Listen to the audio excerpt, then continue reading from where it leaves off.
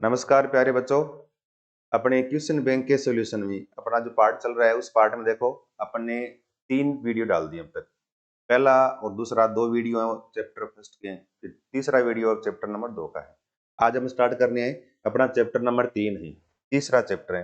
और तीसरे चैप्टर का जो नाम है ना, वो देखो क्या नाम है, मेटल एंड नॉन मेटल, धातु और अधातु, मेटल एंड नॉन मेटल। अब देखो इस चैप्टर में अपने वे थोड़ा डिस्कस कर लें कि इसमें ये चैप्टर जो है ना, इसमें से एग्जाम में प्रश्न जो आएंगे मार्क्स, और वो मार्क्स कितने हैं, 5 नंबर के प्रश्न आएंगे इस अपने इस पार्ट में से, इस चैप्टर में से धातु और अधातु में से अपने 5 नंबर के प्रश्न आएंगे। अब देखो 5 में है ना, 5 क्वेश्चन है, तो इस 5 में अपने कितने कौन कौन से प्रश्न आएंगे वो थोड़ा डिस्कस करें। देखो 5 में से अपने कितने कितने आएंगे वो देखो यहाँ। अब देखो 5 में एक तो ये है, इसके अंदर एक क्वेश्चन तो आएगा सबसे पहले नंबर 1, वो तो आएगा, एक तो आएगा ऑब्जेक्टिव पर्सन। ऑब्जेक्टिव समझते हो आप, यानी अवैध वाले ऑब्जेक्टिव क्वेश्चन आएगा एक, और कितने मार्क्स का आएगा वो आएगा 1 मार्क्स का, यानी 1 नंबर का आएगा एक ऑब्जेक्टिव पर्सन। ठीक है, एक तो ये पहला। सेकंड देखो दूसरा 2 नंबर, इसमें एक आएगा रिक्त स्थान, है ना।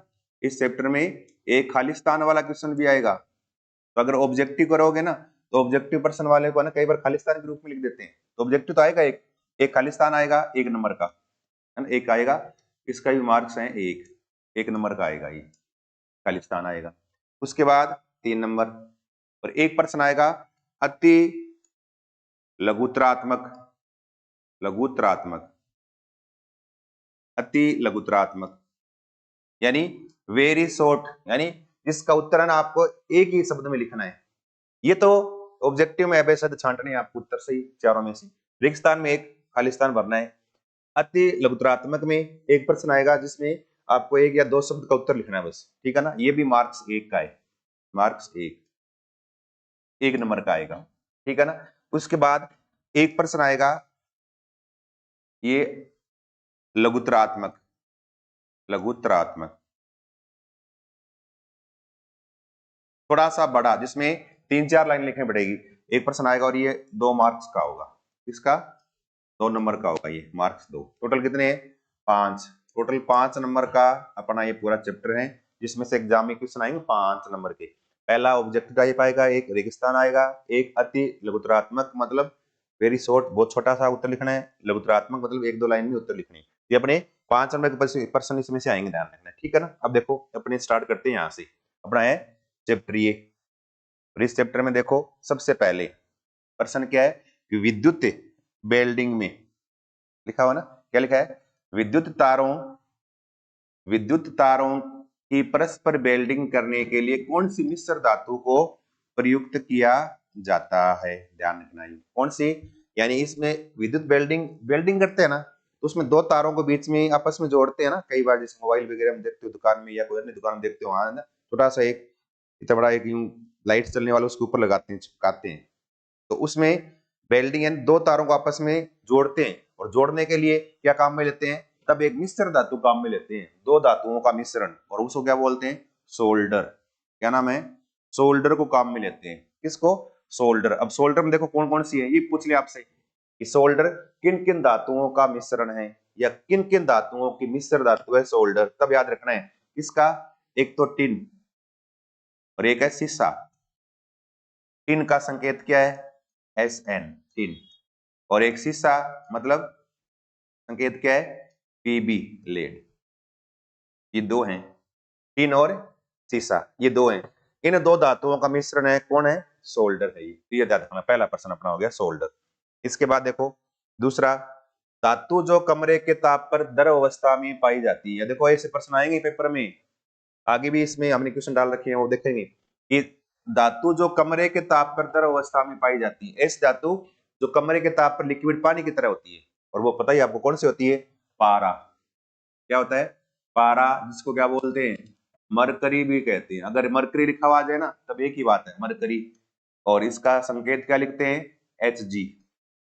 पारा या मरकरी या बोल दे Hg बोल दे। ये द्रव अवस्था में कमरे के ताप पर पाई जाती है। फिर देखो अगला, एक्वा रेजिया में प्रश्न क्या है, एक्वारेजिया में क्वेश्चन, एक्वारेजिया में सांद्र HCl और सांद्र HNO3 किस अनुपात में होते हैं? यानी एक्वारेजिया ना, देखो इसका एक नाम और है, इसको अम्लों का राजा बोलते हैं। क्या बोलते हैं? इसको अम्लराज कहते हैं। क्या कहते हैं इसको? अम्लराज, अम्लों का राजा। ऐसा अम्लों का मिश्रण है कि जिस मिश्रण में लगभग सभी धातुएं घुल जाती है, सबसे स्ट्रॉन्ग मिश्रण बनता है, सबसे मजबूत। यह है एक्वारेजिया। क्या है? एक्वारेजिया। और इस एक्वारेजिया में सांद्र हाइड्रोक्लोरिक अम्ल HCl और सांद्र नाइट्रिक अम्ल HNO3, इन दोनों को मिलाकर काम में लेते हैं। और मिलाएंगे ना, तब ध्यान रखना है, HCl जो होता है ना, इसका 3 भाग लेते हैं, और नाइट्रिक अम्ल है ना, इसका 1 भाग काम में लिया जाता है। इसका मतलब 3 हिस्से तो हाइड्रोक्लोरिक अम्ल के, 1 हिस्सा नाइट्रिक एसिड का। तो अनुपात क्या होगा? 3:1। देखो HCl पहले लिखा है, नाइट्रिक एसिड बाद में लिखा है, तो अनुपात में भी 3 और 1 ऐसे लिखना है। उत्तर क्या होगा?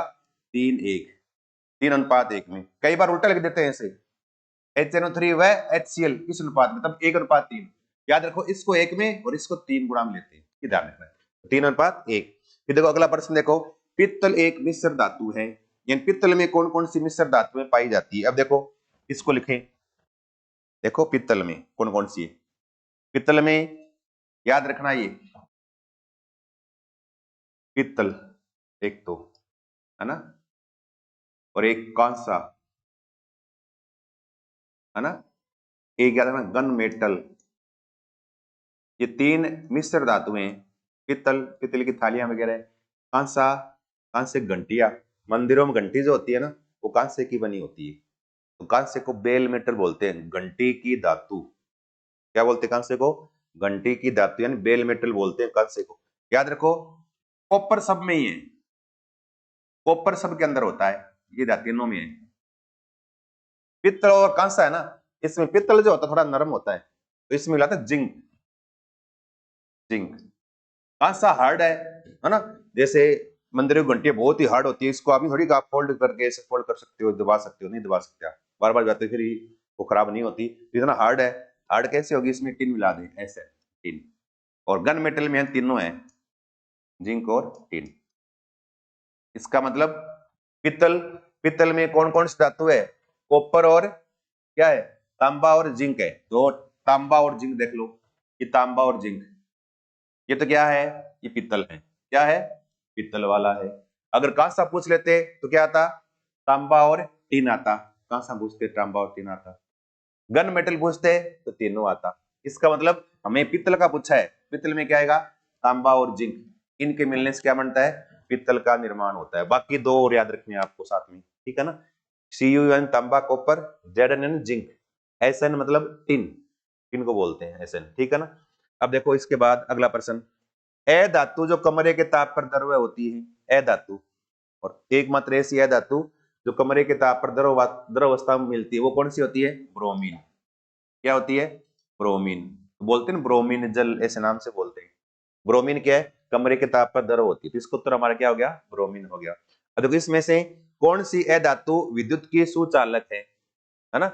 ए धातु, अब देखो धातु है ना, सभी विद्युत की सुचालक होती है, लाइट इसमें से पास हो सकती है, लेकिन ए धातुएं सभी विद्युत की कुचालक होती है। लेकिन ऐसी ए धातु जो विद्युत की सुचालक भी है, लाइट पास कर सकती है, और वो क्या है? वो है ग्रेफाइट। कच्ची पेंसिल के अंदर लगा रहता है ना काला सा, जिससे आप लिखते हो, वो ग्रेफाइट। तो क्या होता है वो? ग्रेफाइट। विद्युत का सुचालक क्या है? ग्रेफाइट। तो निम्न में से कौन सी है धातु विद्युत की सुचालक? कौन है? ग्रेफाइट है। ग्रेफाइट याद रखना है, ठीक है ना। बाकी सारी कुचालक है। निम्न में से उत्कृष्ट गैस है, बहुत इंपॉर्टेंट प्रश्न है, उत्कृष्ट गैस। अब देखो उत्कृष्ट गैस में है ना, देखो ये याद रखना, helium, neon, argon, krypton, xenon, radon, इनके नाम मैंने लिखे हैं, मैंने बोले हैं, इनको आप वीडियो थोड़ा पोज कर करके लिख सकते हो।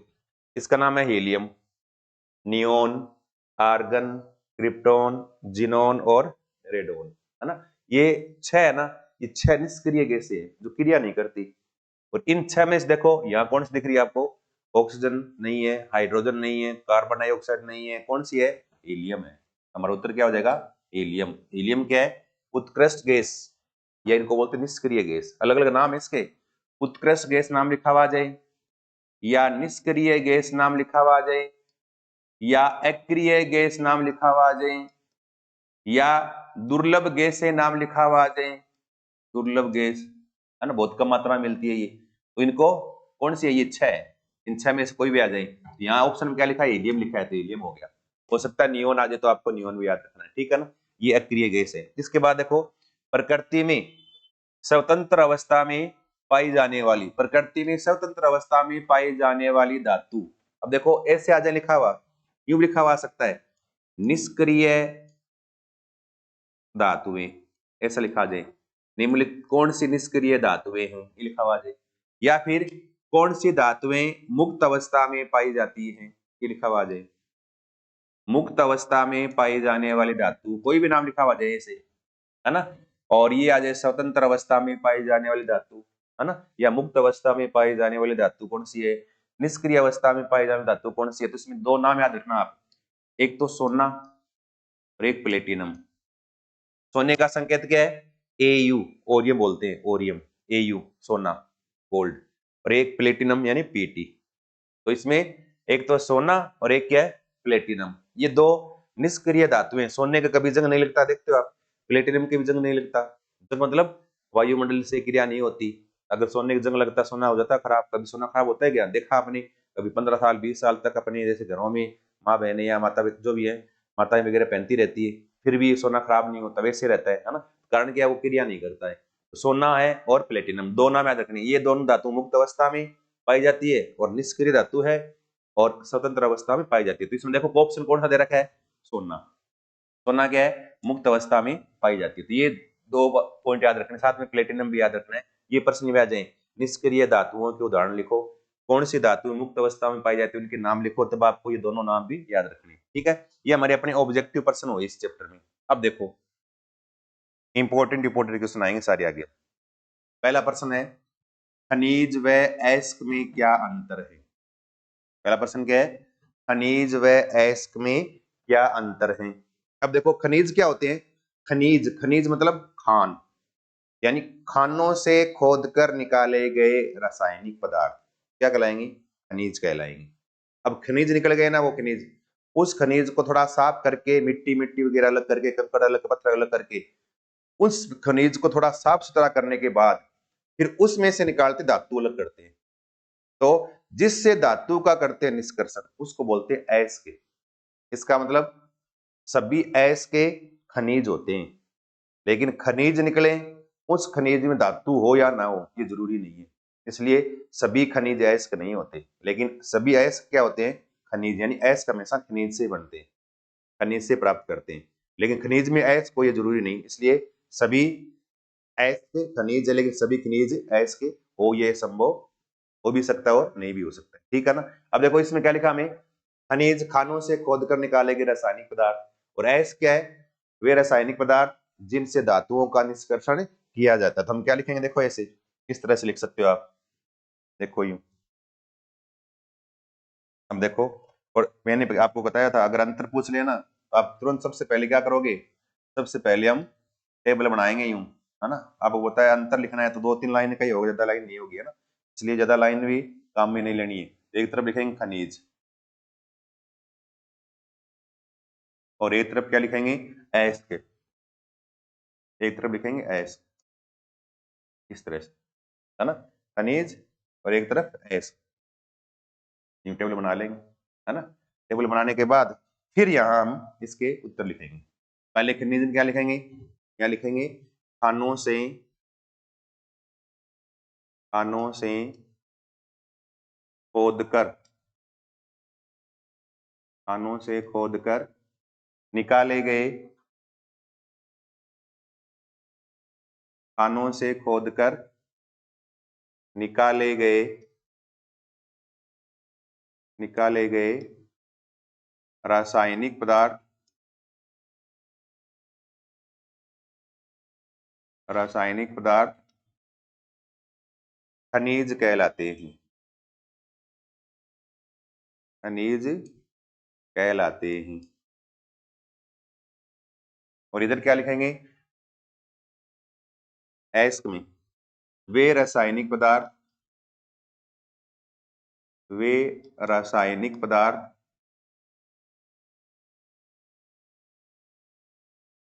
जिनकी सहायता से जिनकी सहायता से जिनकी सहायता से धातु का निष्कर्षण किया जाता है।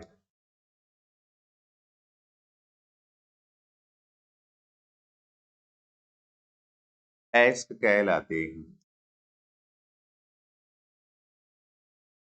एस्क कहलाते हैं तो मतलब खानों से खोद कर निकाले गए रासायनिक पदार्थ खनिज कहलाएंगे, और वे रासायनिक पदार्थ जिनकी सहायता से धातु का निष्कर्षण करते हैं उनको क्या बोलते हैं? एस्क। तो अगर पूछ लेना धातु का निष्कर्षण किसकी सहायता से किया जाता है तो क्या लिखोगे?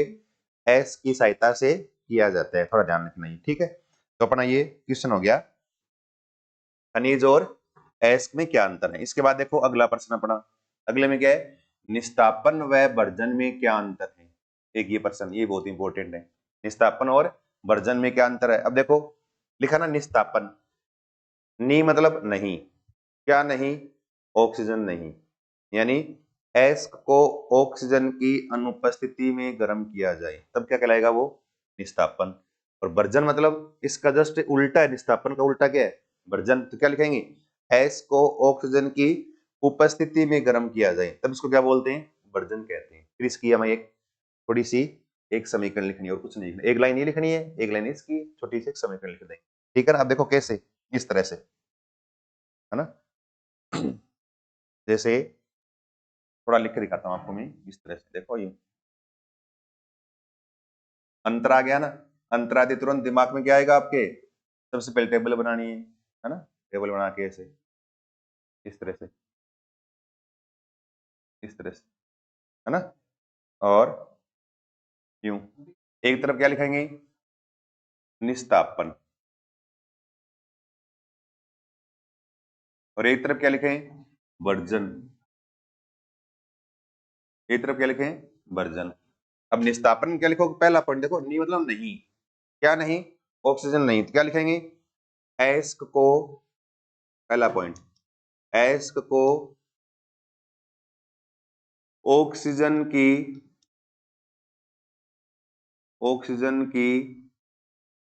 अनुपस्थिति में, ऑक्सीजन की अनुपस्थिति में गर्म किया जाता है। गर्म किया जाता है, इसको क्या बोलेंगे? निस्तापन। एस को ऑक्सीजन की अनुपस्थिति में गर्म किया जाए तो क्या बोलेंगे? इसको निस्तापन। हाँ सही है ना, सारा सिस्टम, कोई दिक्कत नहीं, ठीक। तो उपस्थिति में गर्म किया जाता है तो इसको क्या बोलेंगे? निस्तापन। और वर्जन में क्या लिखेंगे? एस को, एस को, धर्मेंद्र जी, एस को ऑक्सीजन की, ऑक्सीजन की उपस्थिति में, ऑक्सीजन की उपस्थिति में गर्म किया जाता है। तो क्या लिखेंगे? ऑक्सीजन की उपस्थिति में गर्म किया जाता है, मतलब ऑक्सीजन के साथ गर्म करेंगे इसको, एस को। ऑक्सीजन के साथ न गर्म करें, डायरेक्ट सीधा ही गर्म करें बिना ऑक्सीजन के, वो तो निस्तापन है। और अगर ऑक्सीजन काम में लेके साथ में फिर गर्म करें, वो कौन सा है? वर्जन कहलाएगा। और फिर याद रखना ये, इसका मतलब ये जो है ना, इनको ऑक्सीजन की आवश्यकता नहीं है, इसलिए जितने भी है ना अयस्क के, जिनमें पहले से ऑलरेडी ऑक्सीजन है, उन सब का हमेशा निस्तापन होता है। और जिन अयस्क के अंदर ऑक्सीजन नहीं है, ऑलरेडी पहले से नहीं है, उसका हमेशा क्या होगा? वर्जन। अब किस में नहीं होती ऑक्सीजन? सल्फाइड अयस्कों में, जिनमें सल्फर जुड़ा हो, ओ नहीं जुड़ा, उसका हमेशा वर्जन करते हैं। तो इसमें क्या लिखेंगे अगला पॉइंट निस्तापन में? कार्बोनेट, कार्बोनेट, हाइड्रोक्साइड, हाइड्रोक्साइड, है ना, जल योजित, जल योजित एस्क का, एस्क का निस्तापन किया जाता है, निस्तापन किया जाता है। तो मतलब क्या करेंगे, कार्बोनेट एस को या हाइड्रोक्साइड एस को या जल योजित एस को, इनका क्या करेंगे, हमेशा निस्तापन करते हैं। और वर्जन में क्या लिखेंगे, सल्फाइड एस्कों का, क्या लिखोगे, सल्फाइड एस्कों का वर्जन किया जाता है, वर्जन किया जाता है। तो मतलब एक तो निस्तापन कैल्सिनेशन बोलते हैं, वर्जन यानी रोस्टिंग। अब ऑक्सीजन नहीं हो, सीधा ही गर्म करें बिना ऑक्सीजन के, तो वो तो है निस्तापन। ऑक्सीजन के साथ गर्म करें, वो है वर्जन। ऑक्सीजन की आवश्यकता नहीं है, इसका मतलब इसमें पहले से ऑक्सीजन है, तब कार्बोनेट एस, हाइड्रोक्साइड एस, जल योजित एस, जिनमें पहले से O है, उनको डायरेक्ट गर्म करके हम उसका निस्तापन करते हैं। इधर में ऑक्सीजन नहीं है, इसकी ऑक्सीजन की आवश्यकता है इनके पास, इसका मतलब ऑक्सीजन हमें देनी पड़ेगी। इसके पास ऑक्सीजन पहले से नहीं है, और किसमें नहीं होता, सल्फाइड एस होते हैं उनमें सल्फर होता है, उनमें ऑक्सीजन नहीं होता, उनका हमेशा क्या करते हैं, वर्जन करते हैं। देखो अब कैसे, इस तरह से इसके फिर आपको ये एक समीकरण में लिखनी पड़ेगी, जैसे एग्जाम्पल है ना, एग्जाम्पल। और क्या लिखोगे, जैसे कैल्शियम कार्बोनेट। देखो एक दो फॉर्मूले ऐसे हैं जिनको याद कर लो, बार बार काम आएंगे।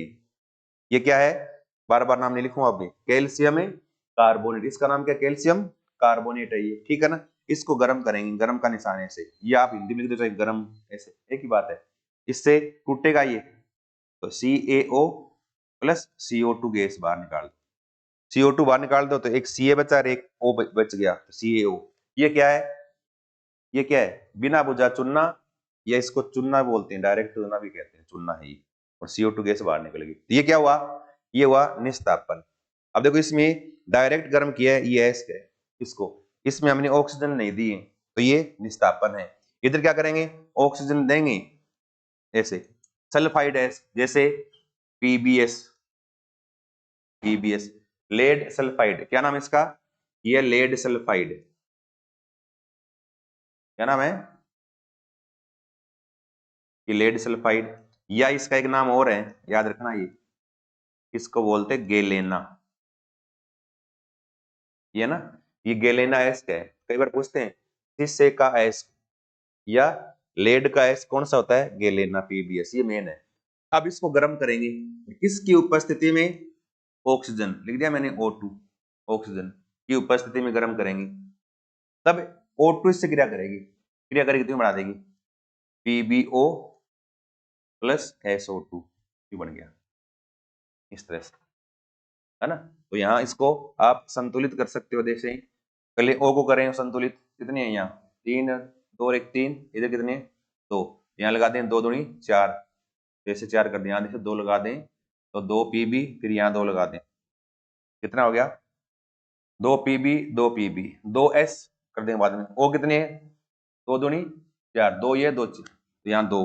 अब ये देखो S कितने, 2 है, S के 2 लगा दिए यहाँ। अब O कितने हो गए, 3, 2 दूनी 4 और 2 6 हो गए, तो यहाँ लगा 3, ये संतुलित हो गई। ये क्या है, ये बन गया लेड ऑक्साइड, क्या बन गया ये लेड ऑक्साइड का निर्माण हो गया। तो ऑक्सीजन की उपस्थिति में गर्म करें वर्जन, ऑक्सीजन की अनुपस्थिति में गर्म करें, इसको बोलते हैं निस्तापन। ठीक है, ये अपना प्रश्न हो गया पूरा, और ये याद रखना है, बहुत ही इंपॉर्टेंट प्रश्न है ये एग्जाम के दृष्टिकोण से, है ना, एग्जाम के हिसाब से बहुत इंपॉर्टेंट है, थोड़ा ध्यान दें इसमें। ठीक है, इसके बाद देखो अगला, कॉपर के विद्युत अपघटन की, क्या है, कॉपर यानी तांबा के विद्युत अपघटनी परिष्करण का नामांकित चित्र बनाइए। तांबा जो है ना, उस तांबा हमें जो प्राप्त हो रहा है, वो तांबा क्या है, अशुद्ध प्राप्त होता है, धातु निष्कर्षण में है ना, तांबा हमेशा अशुद्ध प्राप्त होता है, और अशुद्ध तांबा प्राप्त होगा ना, तब उस अशुद्ध तांबे को शुद्ध करेंगे। तो तांबे का शुद्धिकरण करने की सबसे मुख्य विधि कौन सी होती है, वो होती है विद्युत अपघटनी विधि। विद्युत अपघटनी मतलब विद्युत की सहायता से अपघटन करके तांबे को शुद्ध करना। ठीक है ना, वो कैसे, उसका डायग्राम बनाना है आपको। देखो उस डायग्राम बनाएंगे ना, उसमें एक दो बात और ध्यान रखनी है हमें, करेंगे उसमें, देखो ऐसे उसमें डायग्राम बनाएंगे, कैसे बनाएंगे देखो, इस तरह से, यूं एक पात्र लेंगे पहले तो, है ना, यूं एक पात्र, इस तरह से, जैसे मैं पात्र बना देता हूं, है ना, थोड़ा सीधा करके, इस तरह से। ये एक पात्र है ना, और इस पात्र में लगाएंगे 2 इलेक्ट्रोड। क्या लगाएंगे? 2 इलेक्ट्रोड लगा देंगे इसमें। लो इसको थोड़ा दूसरे कलर में कर देता हूँ। 2 लगाएंगे इसमें इलेक्ट्रोड, इस तरह से।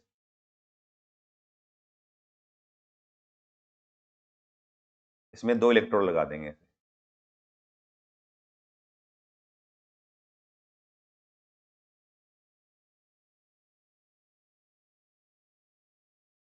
2 इलेक्ट्रोड लगाएंगे, जिसको बोलेंगे, एक को बोलेंगे एनोड और एक को क्या बोलेंगे? कैथोड। एक इधर, जैसे एक यहाँ लगा दिया इस तरह से।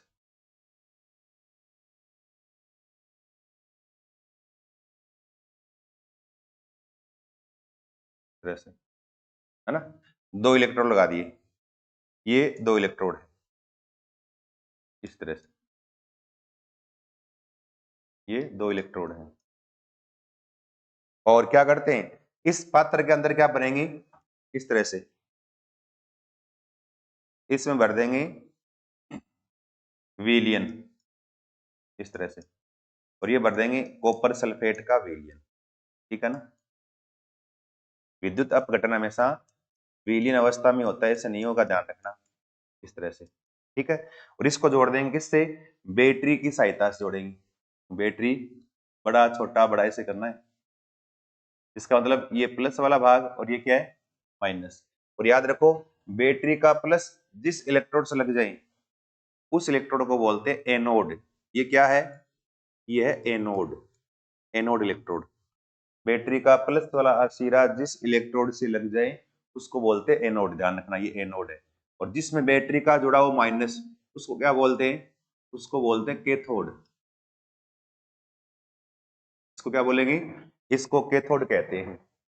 दोनों ही क्या है? कॉपर। ये भी कॉपर का है। देखो क्या है, कैसे है वो देखना है। अब जिस धातु का हमें शुद्धिकरण करना है ना, शुद्ध करना है, तांबे को शुद्ध करना है, तो क्या करेंगे? हमारे पास अशुद्ध तांबा है जिसको हमने विद्युत ये से धातु क्रम से अलग किया। हमने धातु क्रम से अशुद्ध तांबा हमें प्राप्त, उसमें कुछ अशुद्ध है उसको अलग करना है। तो क्या करेंगे? उस अशुद्ध तांबे की लंबी छड़ बना लेंगे ऐसे, जो हमने डायग्राम बना रखा है ऐसे। अशुद्ध तांबे की लंबी छड़ बना लेंगे ऐसे। तो एक तो क्या है? छड़ है, अशुद्ध तांबे की लंबी छड़, जिसका हमें शुद्धिकरण करना है। और एक तांबे को शुद्ध करना है ना, तो उसी तांबे की, इसी कॉपर की एक बिल्कुल शुद्ध छड़ लेंगे काम में, बिल्कुल शुद्ध हो। और वो किस रूप में काम में लेते हैं? कैथोड। कैथोड जो होता है ना, ये होता है शुद्ध धातु। याद रखना, क्या होता है ये शुद्ध धातु का बना होता है। और एनोड जो होता है ना, ये होता है अशुद्ध धातु का। ये क्या है? जिसका हमें शुद्धिकरण करना है ना, अशुद्ध तांबा है ये अशुद्ध तांबा इसका बना हुआ है। और विलियन में डुबो के, है ना, ये विलियन है। और इस विलियन में डुबो के फिर इसमें लाइट पास करेंगे हम। लाइट पास करेंगे तब ध्यान रखना, यहाँ एनोड से यूं इलेक्ट्रॉन निकलकर किधर जाएंगे? ऐसे कैथोड वाले भाग में जाते हैं, इस तरह से। हमेशा एनोड पर ऑक्सीडेशन ऑक्सीकरण, कैथोड पे क्या होता है? अपचयन होता है। अब यहाँ से है ना तांबा, कौन से? एनोड वाले भाग से। यहाँ से तांबा है ना, यूं निकलेगा, निकल के और किस पे जाके जमा हो जाएगा? इस कैथोड वाले भाग पे जाके जमा हो जाएगा। यहाँ से तांबा निकला, कॉपर +2 निकलेंगे आयन के रूप में से, क्योंकि यहाँ पर क्या हो रहा है? ऑक्सीकरण, इलेक्ट्रॉन निकाल रहे हैं तांबे के, निकलेगा +2 बनेगा। और ये यहाँ जाके क्या है? इस कॉपर के ऊपर इसका हो जाएगा अपचयन। इधर इलेक्ट्रॉन आ रहे हैं ना, ये आके इसका यहाँ अपचयन कर देंगे, तो इसको कॉपर में चेंज कर देंगे। इसका मतलब यहाँ से तांबा निकल के और इसे कॉपर के ऊपर क्या इकट्ठा होता चला जाएगा, ऐसे कॉपर के ऊपर इकट्ठा हो जाएगा ऐसे। ये छड़ की इधर क्या हो जाएगी? मोटी हो जाएगी, फिर ये इस तरह से मोटी हो जाएगी। और यहाँ से ना पूरा तांबा निकलता जाएगा, और जो अशुद्धि है ना वो तो इधर जाएगी नहीं, तो अशुद्धि सारी क्या है? यहाँ नीचे बैठ जाएगी, यहाँ पेंदे के अंदर, इस तरह से नीचे झड़के यहाँ नीचे गिर जाएगी।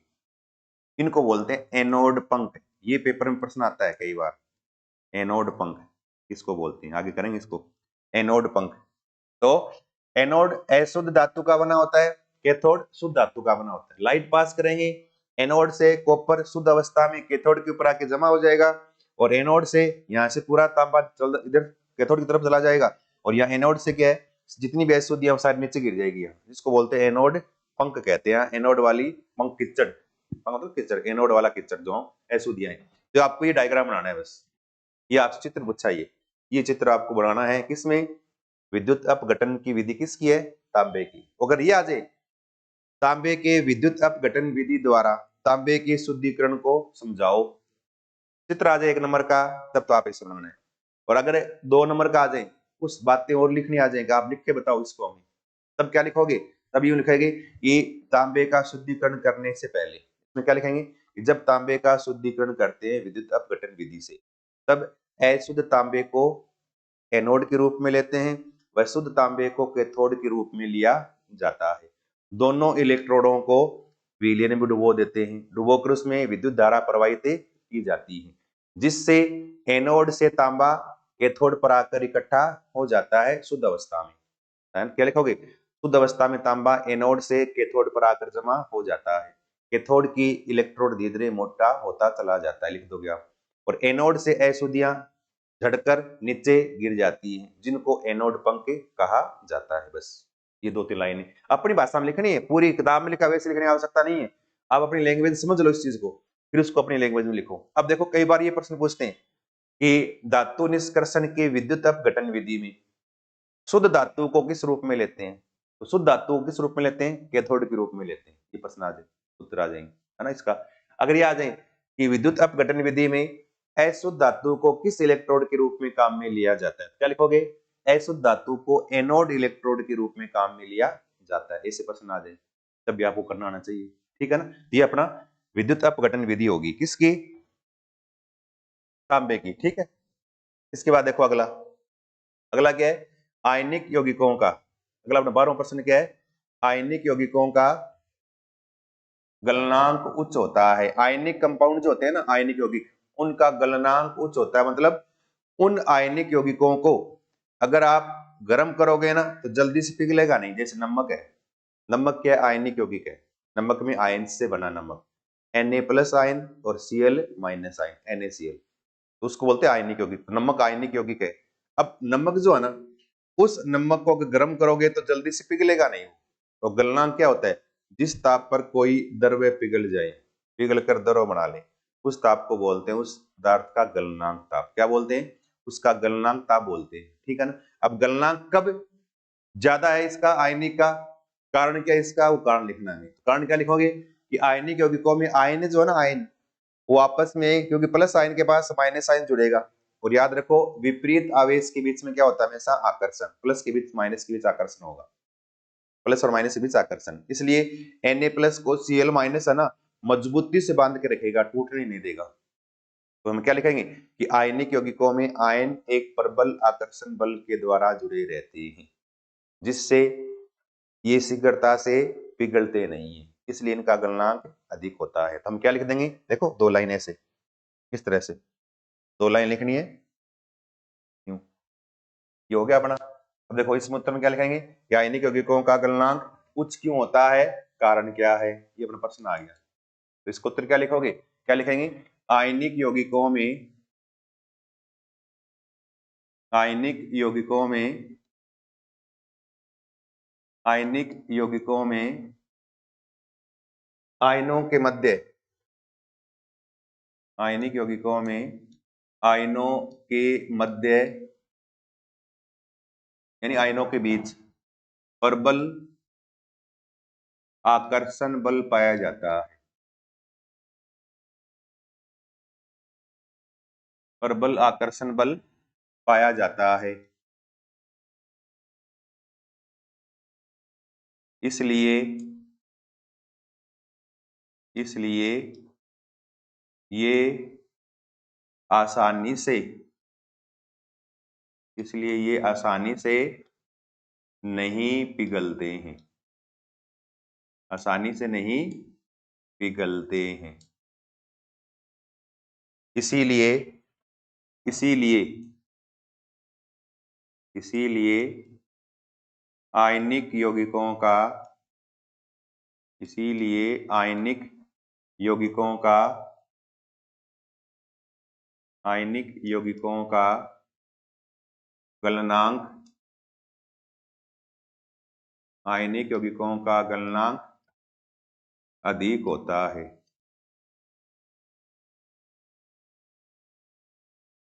इसलिए कि आयनिक यौगिकों का गलनांक क्या होता है, ज्यादा। तो क्या लिखेंगे कि आयनिक यौगिकों में आयनों के मध्य परबल आकर्षण बल पाया जाता है, इसलिए ये आसानी से नहीं पिघलते हैं, और आसानी से नहीं पिघलेंगे तो इनका गलनांक क्या होगा, ज्यादा है, मतलब ज्यादा गर्म करना पड़ेगा तब पिघलेंगे ये। इसका मतलब इनका गलनांक का मान क्या हो गया, ज्यादा। तो ये अपना ये इसका प्रश्न हो गया अगला। इसके बाद देखो अगला 13वां प्रश्न क्या लिखा है, धातु। 13वां प्रश्न क्या है, धातु यानी मेटल एंड नॉन मेटल, अधातु की ऑक्साइडों की प्रकृति कैसी होती है, उदाहरण देकर समझाइए। ये लिखना है, उदाहरण लिखना है आपको। अब क्या लिखना है, धातु के ऑक्साइड किस प्रकृति के होते हैं, अम्लीय होते हैं क्षारीय, वो देखना है। अधातु के ऑक्साइड किस प्रकृति का, अम्लीय या क्षारीय। तो याद रखना, धातु की ऑक्साइड हमेशा क्षारीय प्रकृति के होते हैं और अधातु के ऑक्साइड हमेशा अम्लीय प्रकृति के होते हैं। याद रखना पॉइंट, ठीक है ना। देखो ऐसे क्या लिखेंगे, इस तरह से देखो, यूं लिख लेंगे हम, अगला उसका उत्तर ऐसे लिख लेंगे। और क्या लिखेंगे, इस क्वेश्चन का आंसर लिखें। तो क्या लिखा है, धातु के ऑक्साइड कैसे होते हैं और अधातु के ऑक्साइड किस प्रकार के होते हैं, और इनके उदाहरण भी लिखने हैं। तो हम क्या लिखेंगे इधर, धातु के oxide,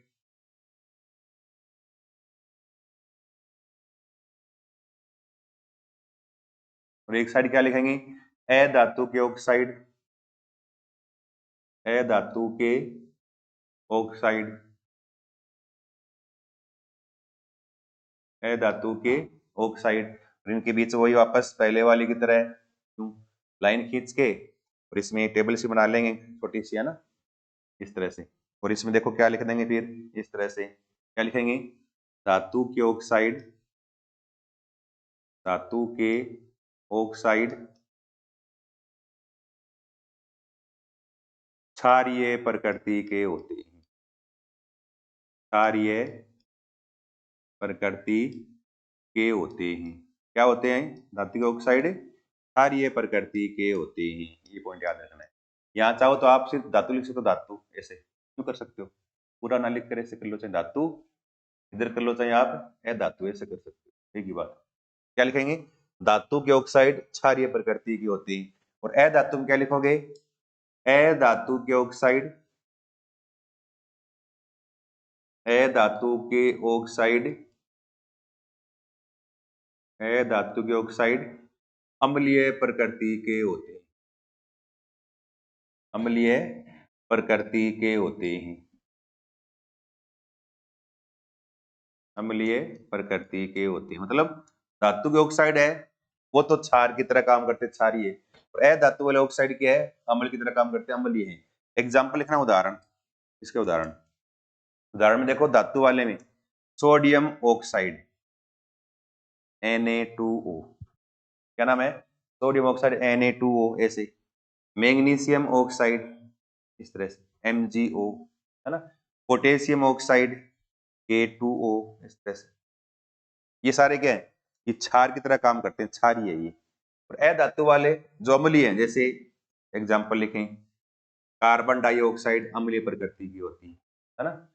sulphur dioxide gas SO2, ये भी अम्लीय प्रकृति की होती है। कल लिखा था मैंने अम्लीय वर्षा में, सल्फर ट्राइऑक्साइड अम्लीय वर्षा के लिए उत्तरदायी गैस है ये, सल्फर ट्राइऑक्साइड, इससे अम्ल बनता है, तो ये अम्लीय है ना। नाइट्रोजन डाइऑक्साइड, ये अम्लीय है, नाइट्रोजन डाइऑक्साइड। इनका नाम carbon dioxide, sulphur dioxide, sulphur trioxide, nitrogen dioxide, ये सारी क्या है, अम्लीय ऑक्साइड है ये सारी। देखो, जिनके साथ ऑक्सीजन जुड़ जाए, ऑक्साइड क्या होते हैं, तत्व है जिनके साथ ऑक्सीजन जुड़ा रहे, वो ऑक्साइड कहलाएंगे। जैसे इसमें देखो O जुड़े, सब में O2 2 3 ऐसे, इन देखो इधर O जुड़े हैं ऐसे। तो ये देखो सोडियम, मैग्नीशियम, पोटेशियम धातु है ये, तो धातु के ऑक्साइड है। कार्बन, सल्फर, नाइट्रोजन, ये अधातु हैं, इनके अधातुओं के ऑक्साइड है। ये अम्लीय, फिर क्या होते हैं, क्षारीय। फिर आपने एग्जाम्पल लिख दिए, बस इतना ही करना है, ठीक है। इसके बाद देखो अगला प्रश्न अपना, अगला, यसद लेपन गैल्वेनीकरण किसे कहते हैं, ये आ जाए पेपर में, है ना। या तो आएगा यसद लेपन किसे कहते हैं, नाम आ जाए, या फिर ये नाम आता है गैल्वेनाइजेशन, यानी गैल्वेनीकरण किसे कहते हैं, गैल्वेनाइजेशन, गैल्वेनीकरण किसे कहते हैं, या आ जाए यसद लेपन किसे कहते हैं, ये आ जाए। तब देखो इसमें क्या लिखना हमें, इस तरह से देखो। अब देखो यसद लेपन में क्या है, धातुओं को संक्षारण से बचाने के लिए, मतलब धातु है ना, जैसे लोहा है, लोहे को जंग से बचाने के लिए तो हमने पीछे लिखे हैं 2 उपाय है ना, लिखे हैं, तेल लगाकर उसके ऊपर या फिर ग्रीस वगैरह लगा के या पेंट करके। तो क्या करते हैं कई बार कि लोहे की सुरक्षा के लिए क्या करते हैं, उस लोहे के ऊपर क्या है, जिंक की परत लगा दी जाती है। जिंक की परत लगा देंगे ना, तो जिंक क्या, जब इसके संपर्क नमी आएगी ना, तो जिंक खुद क्रिया कर लेगा, खुद टूट जाएगा, फूट जाएगा, लेकिन लोहे को नष्ट नहीं होने देगा। इसका मतलब अपना खुद का बलिदान देकर लोहे की रक्षा कर रहा है कौन, जिंक। तो धातु की सतह पर जिंक की परत चढ़ाना, जिंक धातु की परत चढ़ाना आता है। कई बार देखते हो आप, जैसे अपनी जाली वगैरह कलर करते हो ना, तो उसमें देखो व्हाइट सा कलर आता है, बिल्कुल चमक सा, हम बोलते हैं कि सिल्वर मतलब चांदी का है, इस तरह से। चांदी का नहीं होता, किसका, वो जिंक का सोल्यूशन होता है वो। उसको हम जाली वगैरह पर, जाली उसमें आपको क्या लोहे वाली जाली क्या चमकती हुई दिखनी शुरू। तो जब तक जिंक रहेगा ना, तब तक खुद काम क्रिया करता रहेगा, ये लोहे को क्रिया नहीं करने देगा। लोहा सुरक्षित, लोहा क्या रहेगा, सुरक्षित रहेगा। तो जिंक की परत लगाना, उसको वो क्या बोलते हैं, गैल्वेनीकरण। इसको बलिदानी सुरक्षा भी बोलते हैं। क्या बोलते हैं इसको, इसको बलिदानी सुरक्षा। अपना खुद का बलिदान देकर लोहे की रक्षा करता है, गैल्वेनीकरण या यशद। किसको बोलते हैं, यशद, जिंक को बोलते हैं यशद। जैसे यशद लिखा ना नाम, यशद मतलब जिंक, लेपन मतलब लेप करना, जिंक का लेप करना। तो क्या लिखेंगे, धातुओं को, धातुओं को संक्षारण से बचाने के लिए, संक्षारण समझते हो ना, जंग से, संक्षारण मतलब जंग लगना, संक्षारण से बचाने के लिए, से बचाने के लिए, के लिए इनकी सतह पर, इनकी सतह पर जिंक की परत, जिंक की परत लगा दी जाती है, चढ़ा दी जाती है, लगा दी जाती है या चढ़ा दी जाती है। इस क्रिया को, इस क्रिया को यशद लेपन, इस क्रिया को यशद लेपन या क्या बोलते हैं, गैल्वेनीकरण कहा जाता है, कहा जाता है। ये लिखना है बस, ठीक है ना, बस ये लिखना है इतना। जिंक की परत चढ़ाना, इसको गैल्वेनीकरण कहते हैं। इसे धातु क्या रहेगी, सुरक्षित रहेगी, जंग नहीं लगेगा, जंग से बचाने के लिए जिंक का लेप करते हैं, इसको बोलते हैं यशद लेपन। ठीक है ना। अपना देखो अगला प्रश्न, इसके बाद 15वां। देखो 15वां में ज्यादा नहीं है, देखो ज्यादा नहीं है इसमें, ये 23 क्वेश्चन ही है। देखो अगला, देखो अगला 15वां। 15वें में क्या, देखो इस तरह से क्या लिखा है, अमलगम किसे कहते हैं। क्या लिखा हुआ है, अमलगम किसे कहते हैं, अमलगम। तो याद रखना, कहीं पर भी नाम आ जाए, अगर मरकरी है, किसी अन्य धातु के साथ मरकरी मिला दें, तो मरकरी के साथ उस धातु को बन जाएगी मिश्र धातु। तो मरकरी के साथ बनी हुई मिश्र धातु को बोलते हैं अमलगम। जैसे बोलते हैं ना मैग्नीशियम अमलगम, इसका मतलब मैग्नीशियम और मरकरी को मिलाया है, तो उसको बोलते हैं मैग्नीशियम अमलगम। मरकरी के साथ मिश्र धातु अमलगम कहलाती है। क्या कहते हैं, सोडियम अमलगम। तो क्या लिखेंगे, सोडियम के साथ मरकरी मिलाई गई है, तो सोडियम का अमलगम यानी मरकरी मिलाई गई है। ऐसे ही एल्यूमिनियम अमलगम, तो एल्यूमिनियम के साथ मरकरी मिला दे तो बोलते हैं अमलगम। तो क्या लिखेंगे, इसमें क्या लिखेंगे, मरकरी के साथ मिश्र धातु, क्या लिखेंगे, मरकरी के साथ बनी मिश्र धातु, मिश्र धातु अमलगम कहलाती है, अमलगम कहलाती है। जैसे एग्जाम्पल लिखना चाहो ना, जैसे, जैसे लिख सकते हो आप, सोडियम अमलगम, है ना, सोडियम अमलगम। तो क्या लिखोगे, ऐसे सोडियम का संकेत यूं प्लस मरकरी, ऐसे ये हो गया सोडियम अमलगम। ऐसे ही लिख दो मैग्नीशियम अमलगम, तो Mg प्लस Hg आ जाएगा इस तरह से, इसको बोलते हैं अमलगम। तो मरकरी के साथ मिश्र धातु क्या कहलाएगी?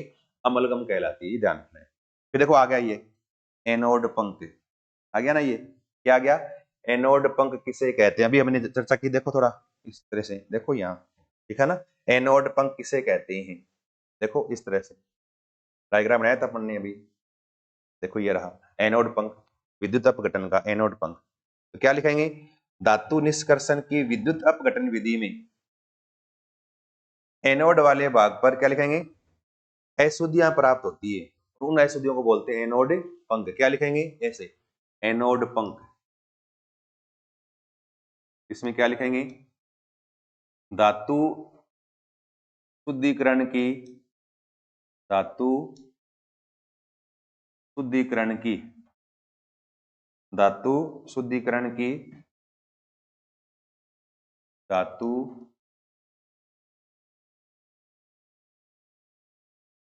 शुद्धिकरण की विद्युत अपघटन विधि में, विद्युत अपघटन विधि में, विद्युत अपघटन विधि में एनोड पर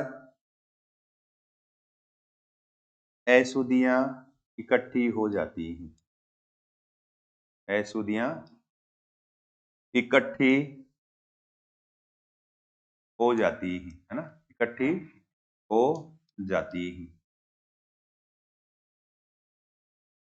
जिन्हें जिन्हें एनोड पंख कहते हैं, जिन्हें एनोड पंख कहते हैं। क्या बोलते हैं इनको? एनोड पंख बोलेंगे। तो ये लिखना बस, ये धातु निष्कर्षण की विद्युत अपघटन विधि, देखो ये है ना, धातु निष्कर्षण की विद्युत अपघटन विधि में, विद्युत अपघटन विधि में एनोड पर अशुद्धियां प्राप्त होती हैं, जिनको एनोड पंख कहा जाता है। बस एक लाइन लिखनी है, ये लिखा हमने, क्या लिखा है? धातु निष्कर्षण की विद्युत अपघटन विधि में एनोड पर प्राप्त होने वाली अशुद्धियां एनोड पंख कहलाती है। ठीक है, देखो अपना प्रश्न हो गया, छोटा सा प्रश्न, ज्यादा बड़ा है नहीं। इसके बाद देखो अगला, अगला प्रश्न क्या है? मिश्र धातु के दो उदाहरण लिखिए। आ गया, पीछे बताया था मैंने, मिश्र धातु के दो उदाहरण बताइए। तो क्या लिखेंगे? दो या दो से अधिक धातुओं का मिश्रण मिश्र धातु कहलाती है। क्या लिखेंगे? दो या दो से अधिक धातुओं का, ऐसे बोल सकते हो आप, समांगी मिश्रण, ऐसे बोल सकते हो। दो या दो से अधिक धातुओं का समांगी मिश्रण मिश्र धातु कहलाती है। अब यहाँ क्या पूछा है? दो उदाहरण पूछे हैं। क्या लिखेंगे? दो या दो से अधिक, दो या दो से अधिक धातुओं का, धातुओं का मिश्रण, धातुओं का मिश्रण मिश्र धातु कहलाती है।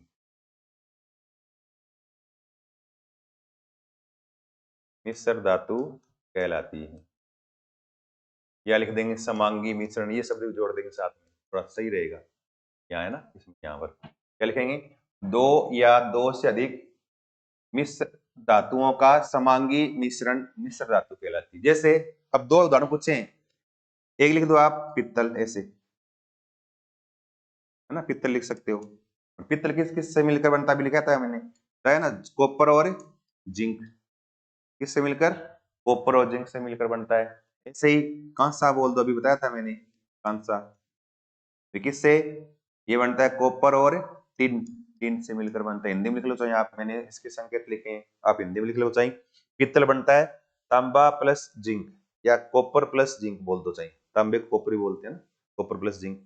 ऐसे ही कांसा बनता है जिसको बेल मेटल बोलते हैं, घंटी की धातु, ये कॉपर प्लस टिन, तांबा प्लस टिन है, ये है ना, इनको बोलते हैं मिश्र धातु। ये मिश्र धातु पित्तल और कांसा है, या ये ब्रोस, ये ब्रोंज, ठीक है, ये मिश्र धातु बोलते हैं। ठीक, इसके बाद देखो अगला, अगला प्रश्न देखो,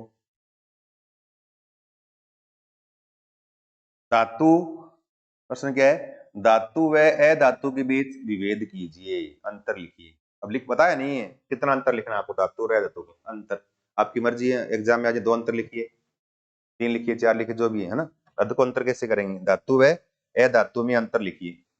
अंतर में देखो ऐसे यूं, अंतर आ गया वापस, और अंतर आते दिमाग में तुरंत क्या आएगा आपके, क्या बनाना है आपको, टेबल बनानी है यूं इस तरह से, ठीक है, टेबल बना लो ऐसे, टेबल बना दी मैंने, है ना। एक तरफ क्या लिख देंगे, धातु, और एक तरफ क्या लिख देंगे, अधातु। ये धातु वाली कौन लिखेंगे, इधर इधर लिखेंगे अधातु के, दोनों में अंतर हो जाएगा, ठीक है ना, धातु अधातु, पहला पॉइंट बस देखो लिख दिया मैंने। अब धातु क्या होते हैं, ये आसानी से, अब देखो क्या लिखना है, धातु का लिखना है, उसका जैसे उल्टा लिखना है धातु, बस इतना ही करना है। तो ये आसानी से इलेक्ट्रॉन का, मैंने इलेक्ट्रॉन लिखा, शॉर्ट में लिखा ई माइनस, मतलब इलेक्ट्रॉन, इलेक्ट्रॉन का त्याग कर देती है, त्याग कर देती है धातु में क्या लिखोगे, ये आसानी से इलेक्ट्रॉन का त्याग करती है, ये आसानी से इलेक्ट्रॉन का त्याग नहीं करती है, ये आसानी से इलेक्ट्रॉन का त्याग नहीं करती है, ये लिख दिया मैंने। फिर देखो दूसरा पॉइंट, सेकंड, सेकंड क्या लिखोगे, दूसरा ये धातु विद्युत की क्या होती है, सुचालक, लिखेंगे धातुएं विद्युत की, धातुएं विद्युत की सुचालक होती हैं, मतलब लाइट पास अगर लगाओगे ना करंट लाइट में तो करंट आएगा, लगाते लोहे को अगर लगा दें, लोहे में, लोहे को लगा दें अगर करंट में, लाइट में लगा दें तो करंट आएगा नहीं आएगा, वो सुचालक है, धातु विद्युत की सुचालक होती है। तो इधर क्या लिखेंगे, धातुओं में, अधातुएं विद्युत की सुचालक होती हैं, अधातुएं विद्युत की, विद्युत की कुचालक होती हैं, विद्युत की कुचालक होती हैं,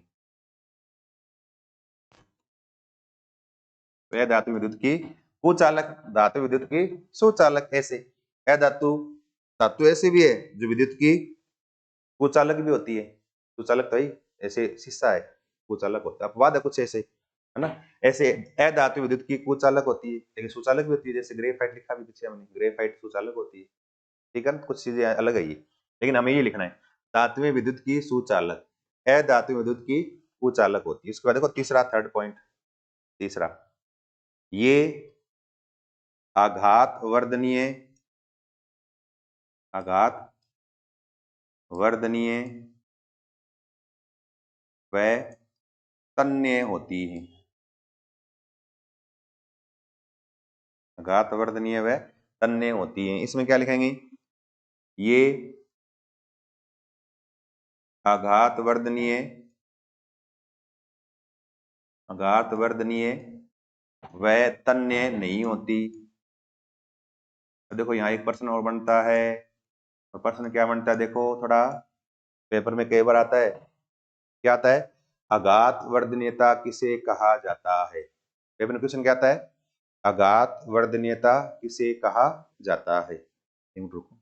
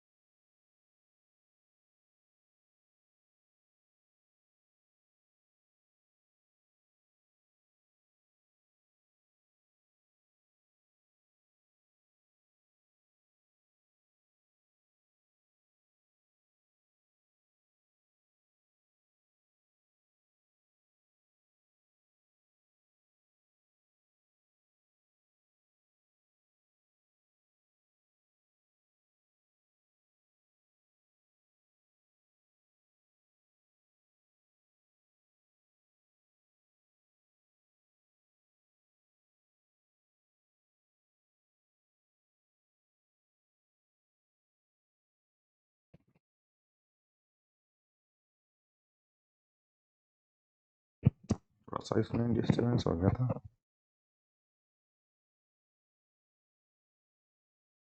तो अपना चल रहा था ना, इसमें आगे चलो, आगे चलते हैं इसमें बीच में ये।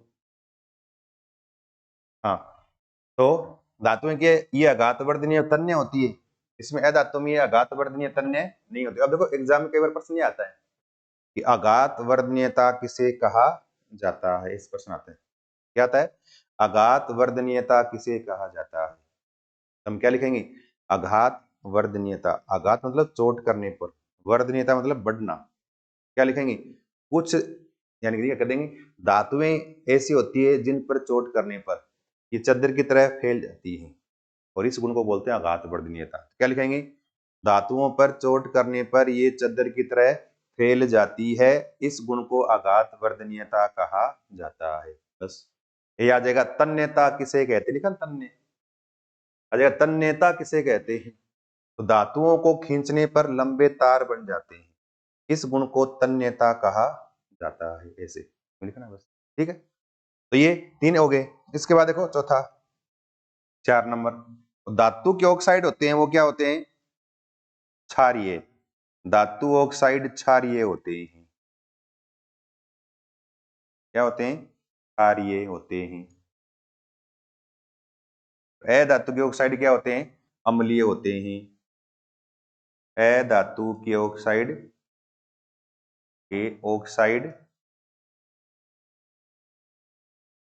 अम्लीय होते हैं। क्या होते हैं ये अम्लीय हैं, अम्लीय होते हैं। किस तरह से हमें लिखना है ये, ठीक है ना। धातु और अधातु में अंतर आ जाए ना, तो ऐसे लिखने 4 लिखे हैं मैंने। पेपर में या 2 पूछेंगे या 4 पूछेंगे, इससे ज्यादा नहीं पूछेंगे। और लिखना चाहो ना, धातुएं उष्मा की सुचालक, अधातुएं उष्मा की कुचालक, ऐसे लिख दो कितने चाहिए। इनमें चोट करने पर आवाज आती है, इनको चोट, इन पे चोट करने पर आवाज नहीं आती। इस तरह से लिखना है, कुछ नहीं करना, ठीक है ना, कर सकते हो, कोई दिक्कत नहीं है। तो धातु रह धातु मंत्र आने चाहिए आपको। 4 लिखे मैंने, 2 तो आपको याद होने ही चाहिए, ठीक है, कर लोगे ये तो है। धातु रह धातु में अंतर हो गया अपना। अगला प्रश्न, इसके बाद देखो फिर अगला क्वेश्चन। अगला प्रश्न क्या है, ये देखो क्या आ गया। प्रयोग द्वारा समझाइए कि धातु उष्मा के सुचालक होते हैं, आवश्यक चित्र भी बनाइए, है ना। तो प्रयोग द्वारा समझाना है, तो हमें क्या करना है, पहले बनाना है इसका डायग्राम। देखो जैसे डायग्राम बना देंगे, तो देखो आगे दोबारा करें, और डायग्राम में वापस वैसे ही थोड़ा सा लाइन डायग्राम है ना, बढ़िया सा देखो वैसे स्टैंड बनाओ यूं, है ना, यूं इस तरह से, यूं स्टैंड बना दिया मैंने वैसे, है ना, यूं स्टैंड। और इस स्टैंड में इस तरह से थोड़ा सा यूं और करना है इसको,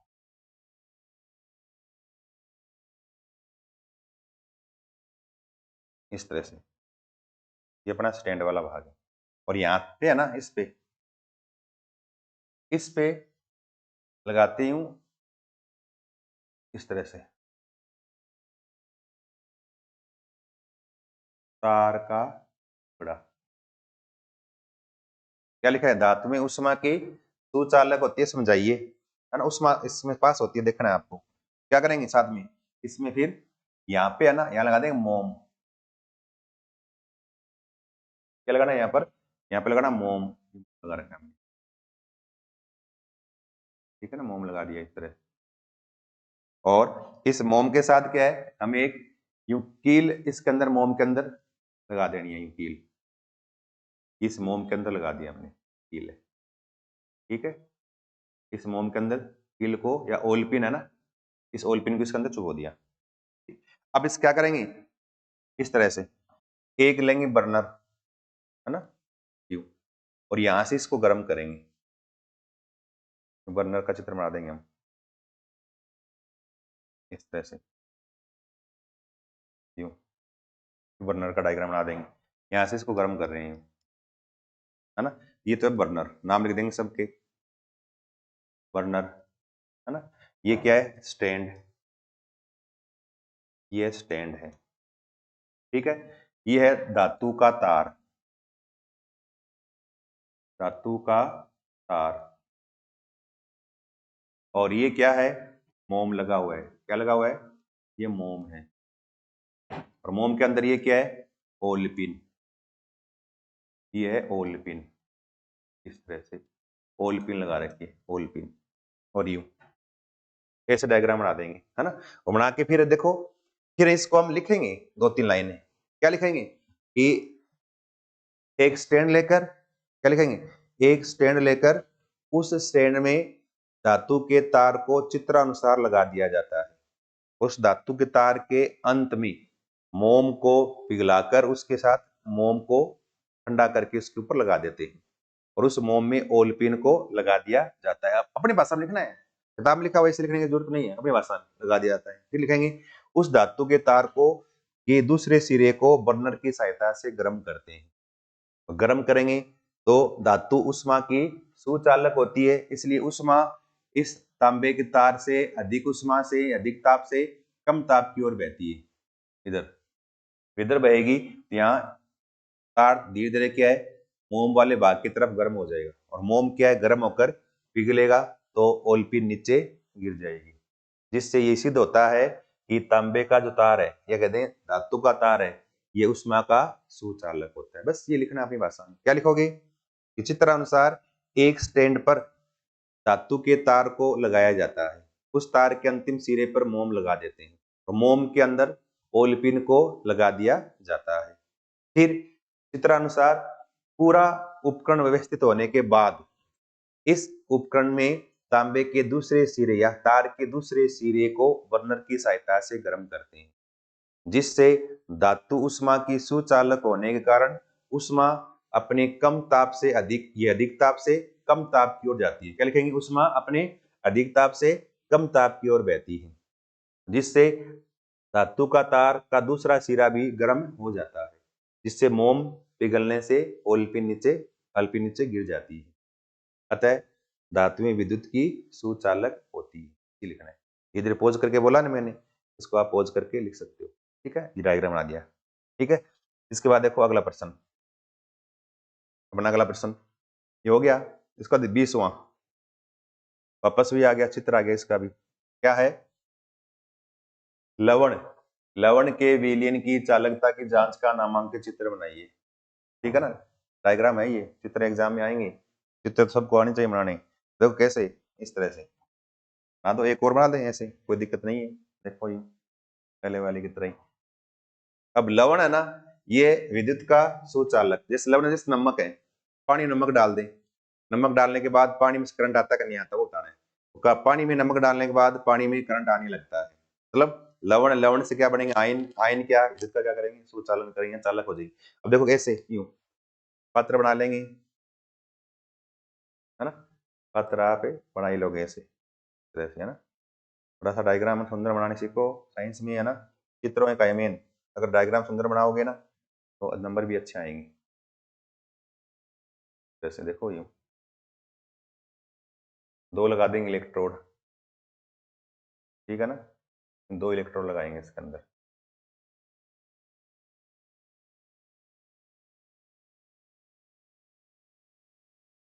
इस तरह से, ठीक है। और क्या करेंगे, इसके अंदर जो है ना, यहाँ डाल देंगे लवण का विलयन, जैसे नमक का विलयन, ये लवण का विलयन है, ठीक है, ये लवण का विलयन।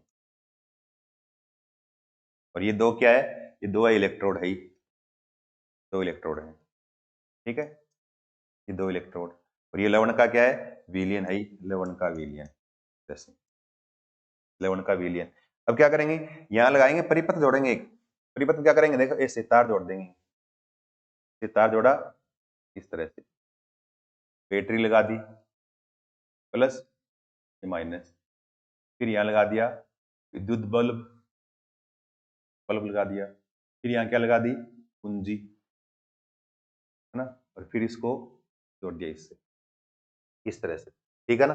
ये तो बैटरी है, बी बैटरी, ये बल्ब है ना, और ये क्या है, ये कुंजी है, ये कुंजी, ठीक है ना। ये इलेक्ट्रोड है, प्लस वाला जोड़ा है तो ये एनोड है, और ये क्या है, कैथोड है, कैथोड इलेक्ट्रोड। इलेक्ट्रोड 2 प्रकार के, एनोड और कैथोड। किसके बने दोनों, दोनों बने हुए ग्रेफाइट का, ये ग्रेफाइट है ना, काले रंग का, ग्रेफाइट का बना है, ये भी ग्रेफाइट का बना है, ग्रेफाइट, है ना। और ये हो गया लवण का विलयन, ये क्या है, लवण का विलयन है ये, लवण विलयन। और ये पूरा उपकरण लगा के और हम कुंजी लगाएंगे ना, बैटरी चालू होते ही, है ना, यहाँ से लाइट आएगी एनोड वाले भाग से, है ना, लाइट आके किधर जाएगी, इस कैथोड वाले भाग में, ऐसी लाइट इधर से आएगी, लाइट आने के बाद फिर यहाँ से, फिर यहाँ होके फिर यहाँ जाएगी, तब बल्ब क्या होगा, जल्दी। इसका मतलब लाइट यहाँ से इस विलयन की सहायता से इस इलेक्ट्रोड में आई है, इसका मतलब ये विलयन क्या, विद्युत का क्या हो गया, सुचालक, ये बल्ब जल जाता है, ये क्या, विद्युत का सुचालक हो जाएगा। इसमें लिखना होना तो क्या लिखोगे कि एक लवण के विलयन में ग्रेफाइट के 2 इलेक्ट्रोड लगाए जाते हैं, ग्रेफाइट के 2 इलेक्ट्रोड लगाते हैं, जिनको विद्युत परिपथ में जोड़ दिया जाता है, चित्रानुसार विद्युत परिपथ में जोड़ दिया जाता है। फिर कहेंगे कुंजी लगाने पर बल्ब जल जाता है, इससे सिद्ध होता है कि लवण का विलयन विद्युत का सुचालक होता है। बस ये देखना है, कुछ नहीं है, ठीक है। डायग्राम बना ही लोगे आप, इसको देख के देख लो, है ना। इसके बाद देखो अगला प्रश्न अपना, अगला देखो, ये मैंने पीछे करवा दिया आपको, दोबारा आ गया ये ना इस चैप्टर के अंदर। लोहे को जंग से बचाने के 2 तरीके बताइए, पीछे कराया मैंने पिछले वाले चैप्टर में, इसमें आप दोबारा बोल देता हूं, दोबारा सुन लो। लोहे पर जंग न लगे इसलिए क्या करें, क्या करते हैं, लोहे के ऊपर तेल या ग्रीस की परत लगा दी जाती है। और एक दूसरा उपाय क्या लिखेंगे, लोहे के ऊपर पेंट कर दिया जाता है, पेंट कर देते हैं दूसरे कलर का, तब भी इसमें जंग नहीं लगेगा। तो 2 तरीके ऐसे लिखने हैं, 2 उपाय। फिर देखो इनके एग्जाम्पल लिखने हैं बस। ऐसी धातु का उदाहरण दीजिए, पेपर में आते हैं ऐसे, ऐसी धातु का उदाहरण दीजिए। नंबर 1, कमरे के ताप पर द्रव होती है, प्रश्न आ जाएगा कौन सी धातु कमरे के ताप पर द्रव अवस्था में पाई जाती है, कौन सी होती है, मरकरी। क्या होती है, मरकरी। इसका फॉर्मूला या कहते हैं इसका संकेत Hg, क्या होती है, मरकरी यानी Hg। या फिर ऐसे आ जाएगा, ऐसी धातु के उदाहरण बताइए जिसे चाकू की सहायता से काट सकते हैं, चाकू से आसानी से काटा जा सकता हो, कौन सी है, सोडियम, है ना, सोडियम के यानी Na, सोडियम। ऐसे ही पोटेशियम के, पोटेशियम मतलब के। ऐसे लिथियम, इनको चाकू से काट सकते हैं, है ना, लिथियम का संकेत Li ऐसे, इस तरह से। तो सोडियम Na, पोटेशियम के, लिथियम Li, इन सबको चाकू की सहायता से काटा जा सकता है, ये चाकू से। और कई बार ये भी आता है, इस धातु को केरोसिन तेल में रखा जाता है, इन सबको, तीनों को, तीनों नाम याद कर लो। अधिकतर सोडियम का नाम लिखा हुआ था, लेकिन ये 2 भी है। तो किन धातुओं को केरोसिन तेल में रखते हैं, किसको, सोडियम को, पोटेशियम को, लिथियम को, याद कर लो। प्रश्न एक ये भी हो गया, किस धातु को केरोसिन तेल में रखते हैं, ये सोडियम, पोटेशियम और लिथियम, ठीक है ना। उष्मा की सबसे अच्छी चालक धातु कौन सी होती है, यानी उष्मा की सबसे अच्छी चालक, अब देखो ये आ जाए प्रश्न भी, ये आ जाए, विद्युत की सबसे अच्छी चालक धातु कौन सी होती है, उष्मा की सबसे अच्छी चालक धातु कौन सी होती है। पेपर में आता है कई बार, अधिकतर उष्मा का भी आता है, ये आता है विद्युत की सबसे अच्छी चालक धातु, जिसमें से लाइट सबसे अधिक मात्रा में पास हो, विद्युत की सबसे अच्छी चालक धातु कौन सी होती है, तो क्या लिखेंगे, चांदी। क्या लिखेंगे, चांदी। चांदी का संकेत क्या लिखते हो, ए छोटा जी, ऐसे Ag, है ना। चांदी, चांदी विद्युत व उष्मा की सबसे अच्छी चालक है धातु, सबसे चालक उत्तम धातु है वो है चांदी ही। उष्मा के कुचालक होती है सीसा, क्या लिखेंगे, सीसा। मरकरी भी लिख रखा है बुक में, लेकिन आप सीसा याद रखो, सीसा, ठीक है ना। सीसा संकेत क्या है, Pb, ये क्या है, उष्मा की कुचालक होती है, ठीक है। उसके बाद देखो अपना अगला प्रश्न, तो ये याद करने हैं, ये बहुत इंपॉर्टेंट चीजें सीखे, ठीक है। इसके बाद देखो अगला प्रश्न, धातु क्रम क्या है, प्रश्न क्या है, धातु क्रम क्या है, क्वेश्चन क्या है, धातु क्रम क्या है, और गैंग से आप क्या समझते हैं। हाँ सर, बस 5-7 मिनट और लास्ट क्वेश्चन, आ जाओ।